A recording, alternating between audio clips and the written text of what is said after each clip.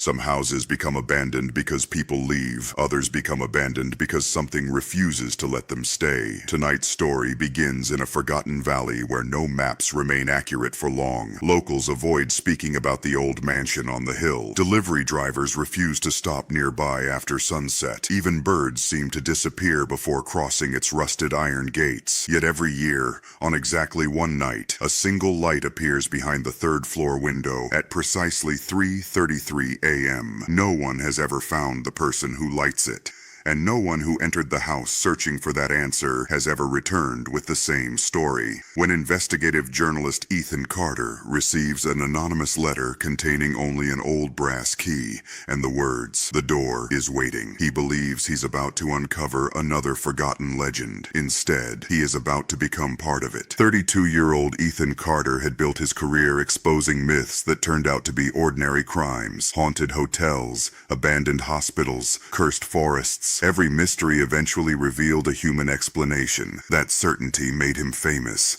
It also made him lonely. Months earlier, his wife Emily had died in a tragic car accident. Since then, Ethan buried himself in work, believing facts could silence grief. When the anonymous envelope arrived at his apartment with no return address, he almost threw it away. Inside was only an old brass key, stained with age, and a handwritten sentence. When the clock reaches 3:33, open the door before it opens itself. There was no signature, only silence, and somehow the key felt warm in his hand. The address written on the envelope led to Black Hollow Manor. Finding it proved harder than expected. GPS signals vanished. Road signs pointed in impossible directions. The narrow forest road seemed longer every time Ethan checked the distance. By late afternoon, heavy clouds swallowed the sun. A cold wind carried whispers through the pine trees. Not voices, not words. Only sounds almost recognizable enough to make him turn around. He didn't. Journalists don't chase certainty, they chase questions. As evening settled over the valley, Ethan finally saw it. Black Hollow Manor. The mansion towered above the trees like a forgotten kingdom. Broken stained glass windows reflected flashes of distant lightning. Stone gargoyles watched from the roofline. The iron gate stood slightly open, as though someone had expected him. No footprints marked the muddy ground. No vehicle, no signs of life. Yet the front door slowly creaked inward before Ethan ever touched it. Inside, only darkness waited. Ethan steps across the threshold. The front door slams shut behind him. His flashlight flickers once. Then the grandfather clock, somewhere deep inside the mansion, begins to ring. 1, 2, 3. The sound echoes through empty halls that should have been silent. And somewhere upstairs, something takes a slow, deliberate step. The heavy front door slammed shut with a thunderous crash that echoed through every hallway. Ethan spun around immediately, grabbing the old brass handle. It wouldn't move. He pulled harder. Nothing. The wooden door felt as though it had fused into the stone walls themselves. A deep silence settled over the mansion. Not the peaceful silence of an empty building, but the suffocating silence of a place that was listening. His flashlight flickered. Dust floated through the pale beam like tiny drifting ghosts. The entrance hall stretched far into darkness. Marble floors, cracked by time. Towering pillars disappearing into shadow. A grand staircase curling upward like the spine of some enormous sleeping creature. Every footstep echoed several seconds longer than it should have, almost as if another pair of footsteps answered him from somewhere above. Ethan stopped. The second footsteps stopped too. The hallway beyond the staircase was lined with enormous oil paintings. Generations of the Black Hollow family watched him from gilded frames. Each portrait carried the same unsettling detail. Their eyes seemed almost alive. Ethan laughed quietly. Optical illusion, he whispered. He had investigated dozens of old mansions before. He knew how painted eyes could appear to follow someone. Still, something felt different. He raised his camera and photographed the first painting, then the second, then the third. Only after lowering the camera did he notice something impossible. Every portrait now showed its subject facing directly toward him. Yet moments earlier, they had all been looking away.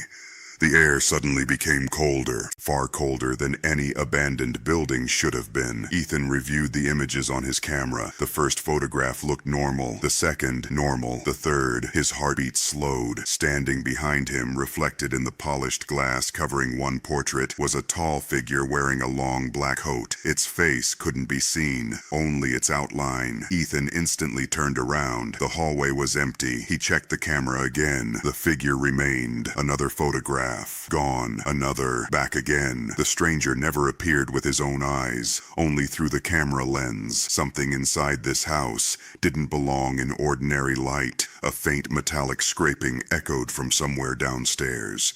Ethan followed the sound carefully. It led him into what had once been the mansion's enormous dining hall.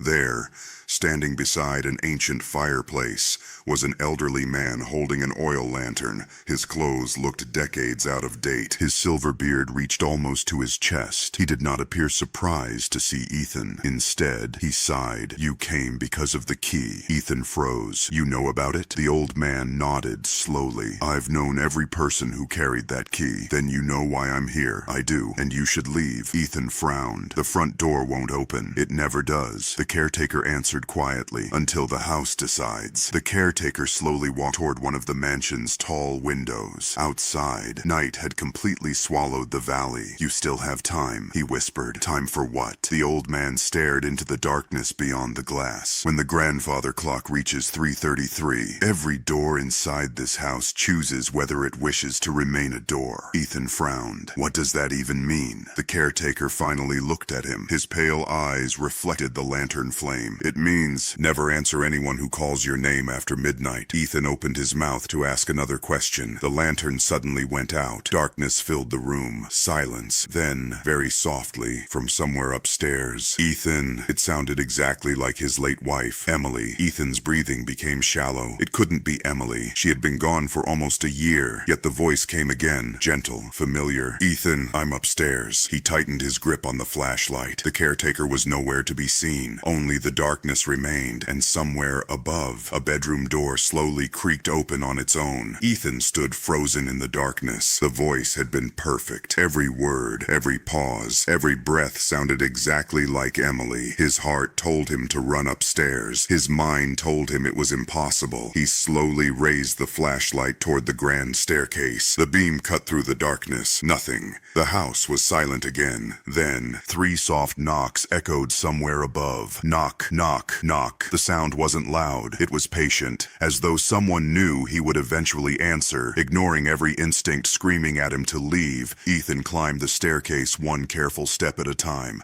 The wooden stairs groaned beneath his weight, yet between each creak, he heard another footstep, not behind him, not ahead of him, beside him, as though someone invisible climbed the stairs at the exact same pace. Ethan refused to look sideways. The second floor stretched farther than the mansion's exterior should have allowed. Hallways branched in impossible directions. Doors stood perfectly aligned along both walls. Each one carried a brass number plate. 201, 202, 203. Ethan counted carefully. There should have been 12 rooms. Instead, the hallway continued. 214, 225, 241. The numbers made no sense. He turned around to return to the staircase. It was gone. Behind him stood only another endless hallway. His breathing quickened. He checked his phone. No signal. No GPS. Even the digital clock had stopped. The screen displayed only one time. 3:33. A faint whisper drifted through the hallway. At first, it sounded like the wind. Then Ethan realized the walls were speaking. Not words. Fragments. Pieces of conversations. Laughter. Someone crying. Children running. An old man praying. A woman singing softly. Every sound overlapped the next until the hallway felt crowded with invisible memories. Ethan placed one trembling hand against the wallpaper. Instantly, the whispers stopped. The silence lasted only a second. Then, one clear sentence emerged from inside the wall. "You weren't invited." Ethan stumbled backward. The wallpaper rippled gently, as though something had moved behind it. Searching for another way out, Ethan noticed something unusual. One bookshelf sat slightly away from the wall. Its surface carried almost no dust. Someone, or something, had touched it recently. He pushed gently. The heavy shelf rotated with a deep grinding sound. Behind it waited a narrow stone passage descending into darkness. Cold air flowed upward, not stale air, fresh air, as though someone still walked below. The passage was too narrow to turn around comfortably. Every instinct warned him not to enter, yet curiosity had carried him this far. He stepped inside. The hidden door slowly closed behind him. The staircase ended inside a circular chamber. There were no windows, no furniture, only a single wooden chair standing beneath a hanging light bulb. The bulb swung gently, back and forth, although there was no wind. In the center of the room lay an old tape recorder, covered in dust. Beside it rested a handwritten note. For the next visitor, Ethan pressed the play button. Static filled the room. Then, his own voice spoke. "If you're hearing this, don't open the last door." Ethan's blood ran cold. He had never been here before. He had never made that recording, yet there was no mistaking the voice. It was his. Exactly his. The tape recorder clicked off. Silence returned. Then, another click echoed from somewhere behind Ethan. Slowly, he turned. The wooden chair was no longer empty. Someone was sitting in it, hidden completely in shadow. The light bulb stopped swinging, and a calm voice whispered, "You're late." Ethan's flashlight trembled as he aimed its beam toward the chair. For a brief moment, the room appeared empty. Then the light flickered. A man was sitting there. He wore a dark overcoat that seemed untouched by dust or time. His hands rested calmly on the wooden armrests. His face remained hidden beneath shadow. Only his voice broke the silence. "You took longer than the others." Ethan swallowed hard. "Who are you?" The stranger tilted his head ever so slightly. "The better question is, who were you before you entered this house?" A chill spread through the room. The stranger slowly lifted one gloved hand and pointed toward the brass key still clutched in Ethan's palm. "That key has never chosen the wrong person." The stranger spoke without moving. "This house does not trap strangers. It calls people carrying unfinished stories." Ethan stared at the brass key. "It was mailed to me." "No, it was returned to you." The room fell silent. The stranger continued. "Every generation, someone receives that key. They arrive believing they are searching for the house, but the house has already spent years searching for them." Ethan shook his head. "That's impossible," the stranger answered softly. "Impossible things don't frighten people. The familiar ones do." Without warning, the brass key became noticeably warm. Tiny symbols, invisible until now, slowly appeared across its surface. A deep vibration rolled beneath the stone floor. The walls groaned. Somewhere above, heavy doors slammed shut one after another. Boom, boom, boom. The stranger stood for the first time. He was unusually tall. His movements were slow and deliberate. "The house is waking." The hanging light bulb shattered. Darkness flooded the chamber. Only Ethan's flashlight remained. He rushed toward the staircase. Behind him, footsteps echoed. Not one set, not two, dozens, all moving at exactly the same pace. He burst into the hidden corridor. The passage was no longer the same. New doors lined the walls. None had been there before. Each door carried a single name carved into old wood. As Ethan's flashlight swept across them, he stopped cold. One door bore his own name, Ethan Carter. Somewhere deep inside the mansion, the grandfather clock began to strike. 1, 2, 3.